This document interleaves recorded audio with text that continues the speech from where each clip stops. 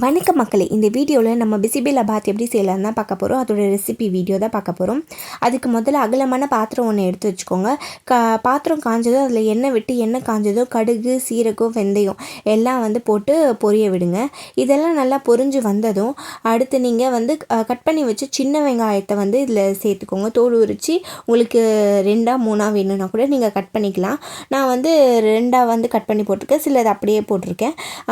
கூடவே ஒரே ஒரு பச்சை மிளகா சேர்த்து போட்டிருக்கேன். உங்களுக்கு காரம் வேணும்னா நீங்கள் இன்னும் 2 3 பச்சை மிளகா கூட போட்டுக்கலாம். பட் ஆனால் குழந்தைங்க சாப்பிட்றதுனால காரம் கம்மியாக இருக்கட்டும்னு நான் ஒன்று போட்டிருக்கேன். அப்புறம் கை நிறைய கருவேப்பிலையை உருவி நல்லா வாஷ் பண்ணி அதையும் சேர்த்துருக்கேன்.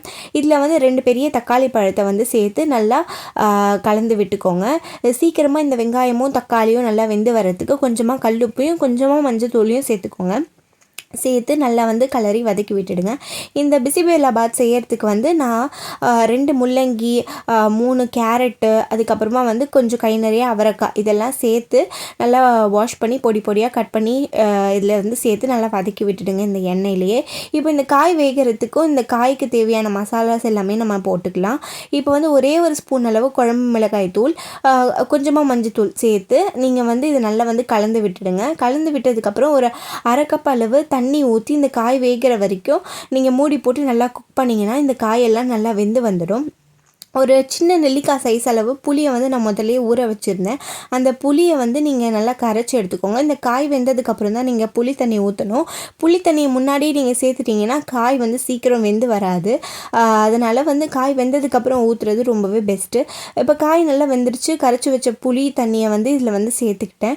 அதுக்கப்புறமா நானே வீட்டில் அரைச்சி வச்ச சாம்பார் பொடி அதை நல்லா தண்ணியில் கரைச்சி இதில் சேர்த்துக்கோங்க. அப்போ தான் அந்த பொடி எதுவும் கட்டி தட்டாமல் இருக்கும். அதுக்காக தான் தண்ணியில் கரைச்சி சேர்த்துக்கோங்க.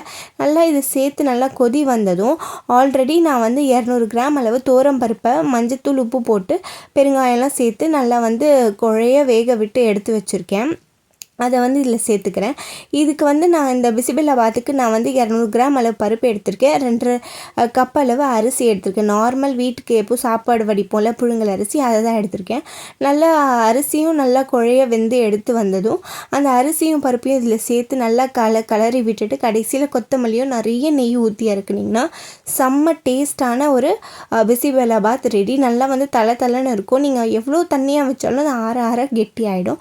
ஸோ நீங்கள் முடிஞ்ச அளவுக்கு நல்லா கொலன்னு இருக்கிற மாதிரியே பார்த்துக்கோங்க. அப்போ தான் உங்களுக்கு சாப்பிட நல்லாயிருக்கும். இதுக்கு காம்பினேஷனாக நான் அப்பளம் தான் வறுத்துருக்கேன். இதுக்கு அப்பளம், மோர் மிளகா, வத்தல் இந்த மாதிரி எது இருந்தாலும் நீங்கள் சாப்பிடலாம். ரொம்பவே டேஸ்ட்டாக இருக்கும். என் வீடியோ உங்களுக்கு பிடிச்சிருந்தா லைக் பண்ணுங்கள், கமெண்ட் பண்ணுங்கள், ஷேர் பண்ணுங்கள். மறக்காமல் என் பேஜை ஃபாலோ பண்ணுங்கள். இதே போல் வேறு ஏதாவது ரெசிபி வீடியோஸ் வேணாலும் கேளுங்க, நான் அப்லோட் பண்ணுறேன்.